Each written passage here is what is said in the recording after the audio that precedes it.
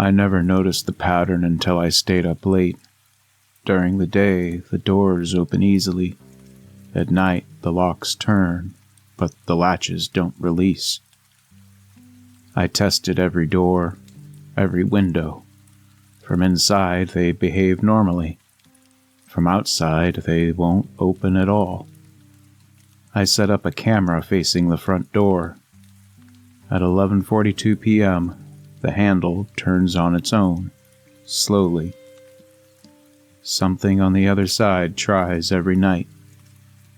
It never knocks, never forces entry.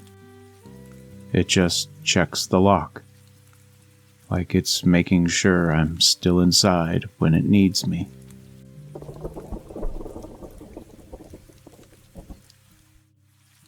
I found the door while moving furniture. It was painted the same color as the wall, no handle. Behind it is a small room, empty, clean, too clean. Sound behaves strangely inside the room. My breathing doesn't echo, it gets absorbed, like the room is listening instead. I checked my lease, the floor plan. The room doesn't exist on any document. Last night I fell asleep on the couch. When I woke up, the door was open, and the room was warmer. Something had rearranged itself, not physically, emotionally. I don't feel safe ignoring it anymore.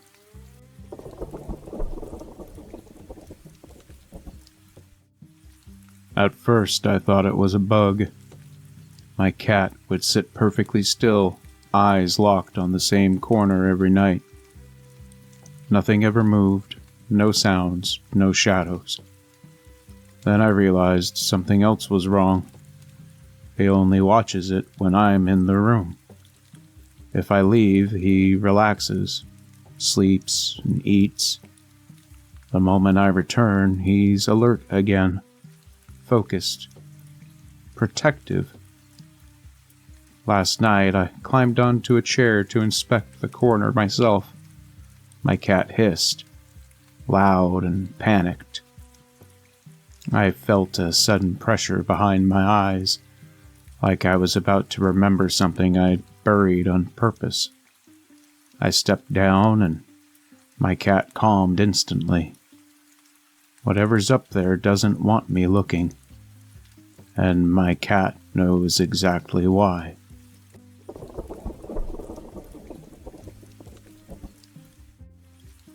I didn't measure it at first. I just felt cramped. The ceiling seems closer when I'm distracted, lower when I avoid certain thoughts.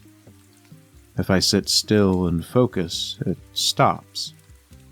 If I panic, it descends faster. I marked the wall with pencil. The marks don't lie. Last night I tried sleeping through it. Woke up barely able to sit upright.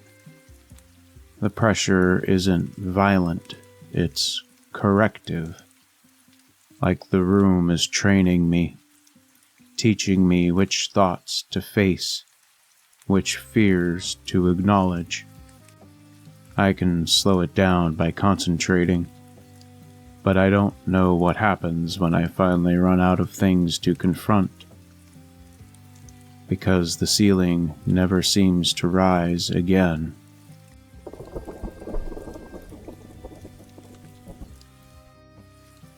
We bought the house for the price.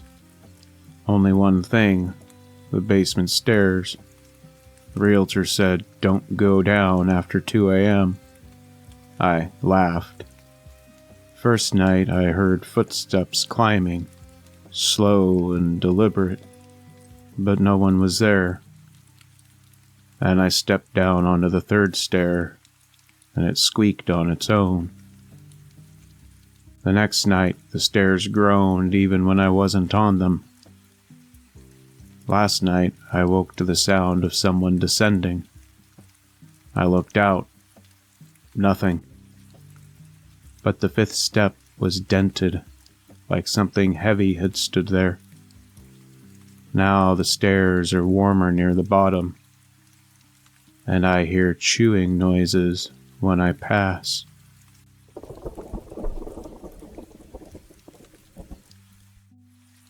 It started with a small box on my porch. No label, no postage, just my handwriting on the corner. Inside was an item I'd lost years ago. A broken phone, a childhood photo, a ring I'd never found again. Each time my neighbor knocks and apologizes for the confusion, says the packages keep appearing in his house, always addressed to me. He's started looking tired, nervous. Yesterday he asked me, very carefully, how many things I remember losing, because his basement is filling up, and the return address is always my name.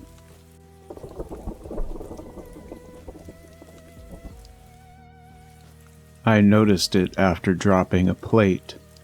On the broken edge, scratched faintly into the ceramic, was my name. I thought it was a stress hallucination. Then it happened again. A cracked phone case, a snapped chair leg. Each fracture reveals the same thing. Letters etched deep, like they were always there. I started testing it, breaking cheap objects on purpose. Every single one confirmed it. I don't know when or how my name got inside them, or why it only shows up when something is damaged beyond repair. Now I'm afraid of getting hurt, not because of pain, but because I don't know what will be written inside me if I break.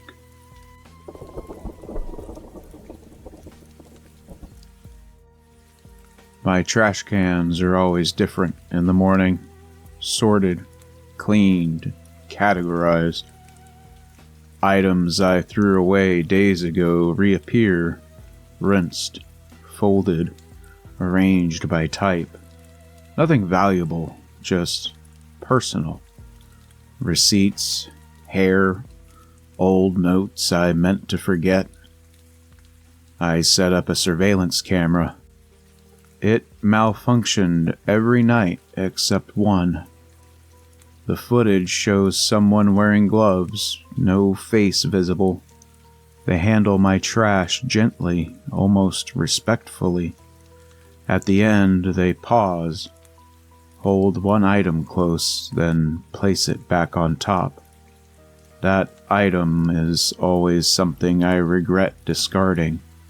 Something I told myself I didn't really need anymore.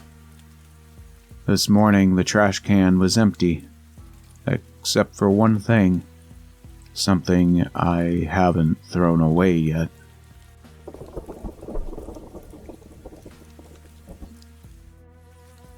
I used to love old family photos. Lately, they feel cold, like ice wrapped in paper. I held one of Mom last week and my fingers went numb. When I checked the frame, there was frost on the glass. I opened it. The photo had changed. Her smile was gone. Her mouth was sewn shut with black thread. I burned the photo. The next day, another one altered. Dad's eyes were gone, just smooth skin where they should have been. Now every picture in the house shows us with stitches over our mouths. They're getting colder each day. I don't know how long I can hold on. My hands won't stop shaking. I can't feel them anymore.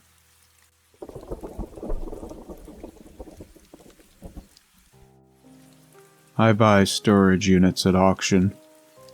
Last week I won Unit 237. Inside were shelves of jars, hundreds of them, filled with clear liquid. Each jar held a small, pale stone, suspended like an eye. The manifest was taped to a box in the back. Regret Collection, 1987 to 2024. I opened one of the jars. The stone dissolved on my palm, cold at first, then warm like it had been waiting.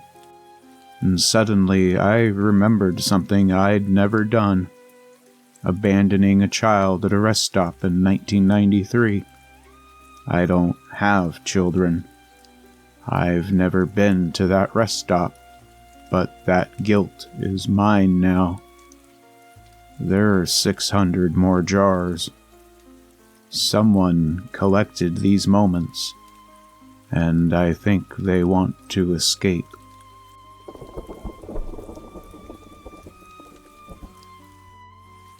The video was only 3 seconds long, just a blurry clip of my living room at night.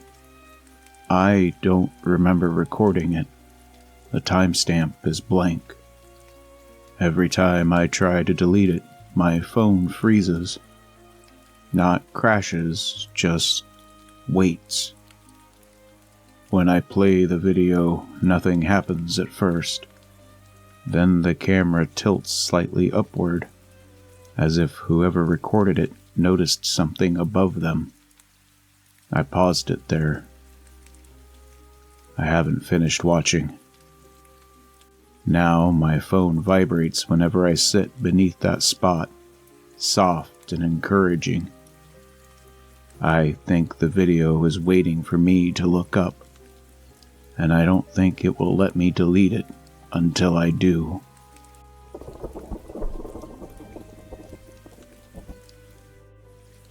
It started happening late at night. The elevator passes my floor without stopping. At first, I blamed the sensors, but when I press the button again, it lights up immediately, like it heard me. The doors only open after it goes one floor higher. Always the same empty floor. No lights, no signage. Once I stepped out. The hallway felt unfinished. Walls too smooth, the air too still. Like a place not meant for long stays.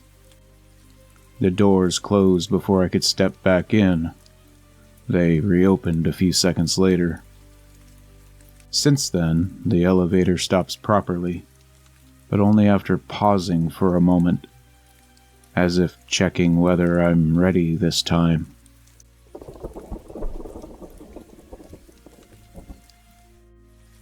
My doctor prescribed pills for my anxiety, but the label keeps changing. First, it said take twice daily. This morning it read, don't look under your bed. I laughed nervously and checked anyway. Nothing there. By lunch, the bottle said it's in your walls now. I'm hearing scratching sounds between the plaster. The pharmacist won't answer my calls. I just looked at the bottle again. The label is blank except for today's date and a countdown. 6 hours remaining. I don't know what happens at 0, but the scratching is getting louder, and something just answered back.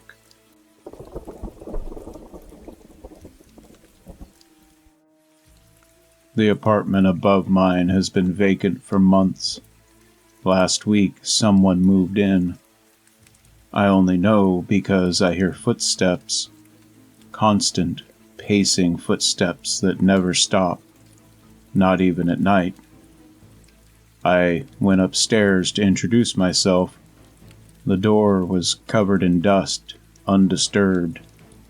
No one answered my knocks. But the footsteps continued, directly above my head. The landlord insists that the unit is empty and showed me the keys.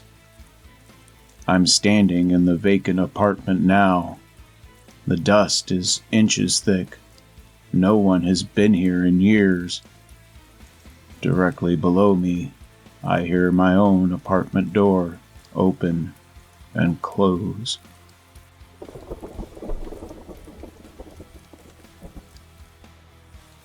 I downloaded a productivity app that predicts what I need before I need it.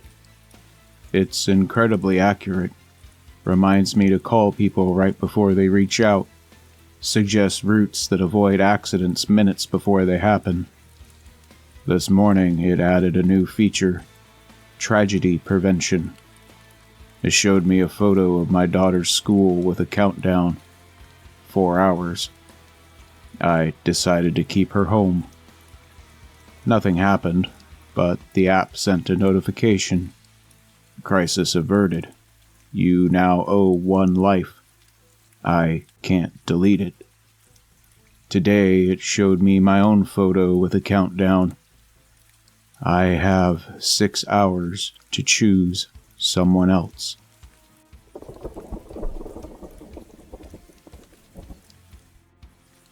There's a low hiss in my apartment.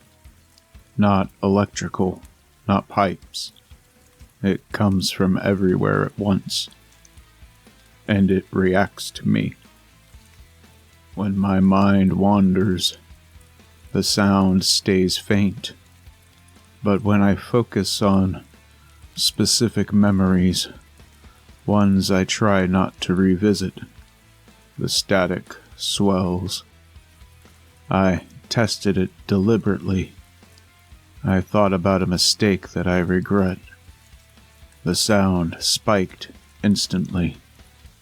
I tried writing the thoughts down. The noise softened, almost like it approved. Now, whenever I avoid thinking about something important, the static sharpens. Persistent. Corrective.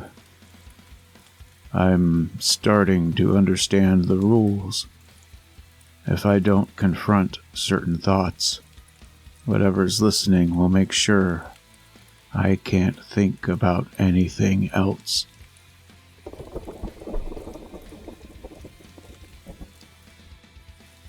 The dreams started after the accident. Memories that aren't mine. Screams in a hospital. Pleading. Signing papers. Then I noticed things. I hate coffee, but now my body craves it. I flinch at the smell of lavender. My wife says that I never did before. Yesterday I found a locket in my jacket. Inside, a photo of a woman with my eyes, and a note. Don't let them remember you. I looked in the mirror, and for a second, she looked back. Her lips moved. Get out, she said, but I don't know how.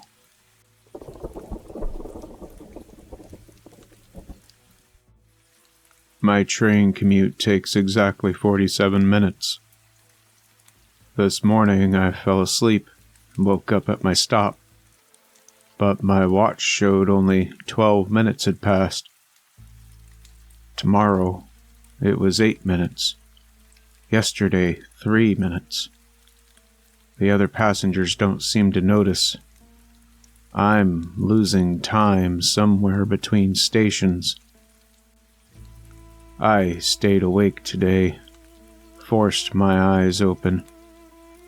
During the tunnel between stations 4 and 5, everyone on the train suddenly stood up simultaneously, faced me, and opened their mouths. No sound came out, but I felt something being pulled from my chest. My watch jumped forward 35 minutes. I'm running out of time to lose.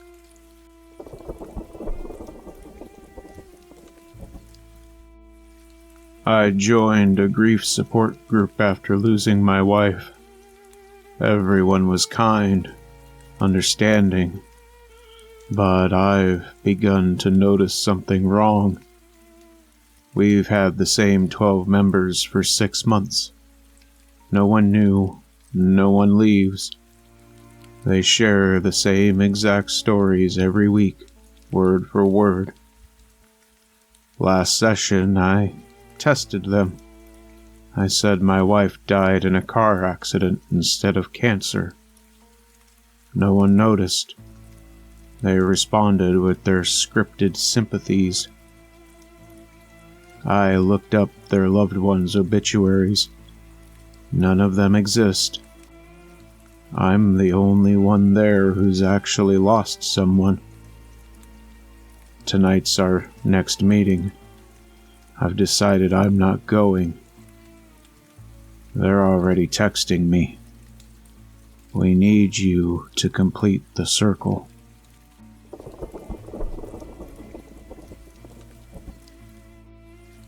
I'm a nurse, and last month I saved a man's life during his cardiac arrest. He was so grateful. He said he'd repay me. At the time, I laughed it off. Then my cancer screening came back clean. The tumor they'd found was just gone. Next day, my student loans disappeared from every database. My abusive ex moved across the country overnight. Each time, I received flowers with a note. You're welcome. Yesterday, my mother called. She's been dead for 3 years. She begged me to stop him, said he's keeping her here, that he won't let any of them rest until he's paid his debt.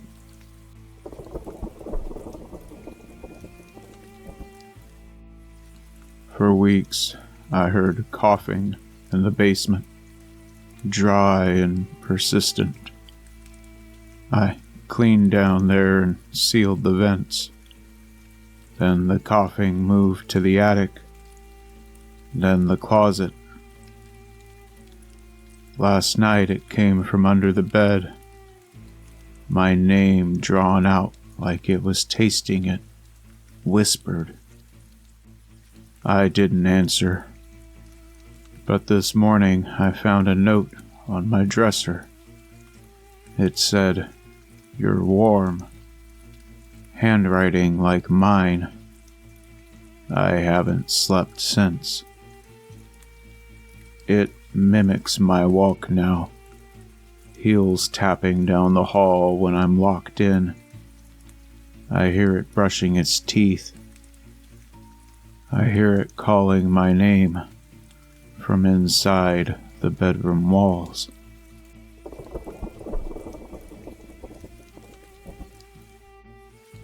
I've been documenting my neighbor's routine for 3 weeks now. She leaves at 7 a.m., returns at 6 p.m., but every night at 3 a.m. I hear her basement door open. Tonight I decided to follow the sound. Through her window I watched her descend those stairs carrying a bucket of raw meat. The smell hit me, rot and copper. Then I heard it. Children's voices singing nursery rhymes from below.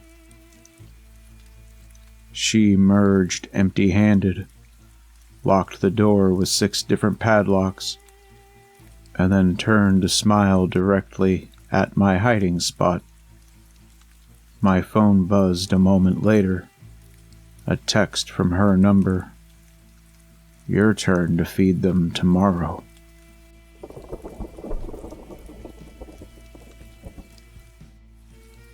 They're building a new subdivision where the old quarry used to be. I'm the site inspector. Every foundation we pour cracks within 24 hours. Always the same pattern, like something is pushing up from below.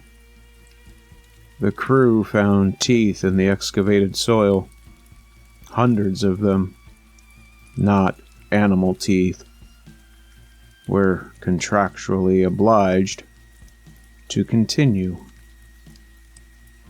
Last night, I reviewed the ground-penetrating radar. There's a massive hollow space beneath the entire development, and something in there is moving. The developer knows. He just approved 200 more homes. I found the original survey from 1852. It's labeled Mass Grave, Do Not Disturb.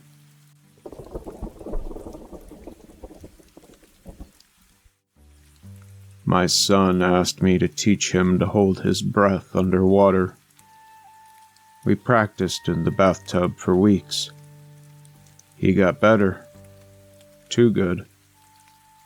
Last night, he stayed under for 11 minutes while I screamed at him to surface. He finally emerged, smiling, water pouring from his mouth continuously. "I found where the water lives, Daddy," he said. "Now he won't come out of the bathroom. The water runs constantly. When I press my ear to the door, I hear multiple children laughing beneath the surface. The water is beginning to seep under the door. My son keeps inviting me in to meet his new friends."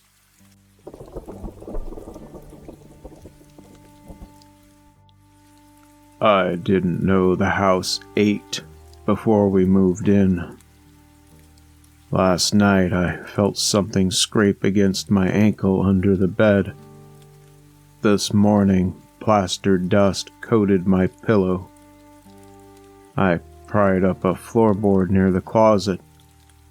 Tiny molars were embedded in the wood, pulsing, like they were growing. I hear them grinding at night, slow and wet, like they're chewing through the foundation. My daughter says she talks to the toothy friends in her room. She hasn't brushed her teeth in a week. I think they've started using her voice. I can't move anymore. But I can see the walls flex when I sleep.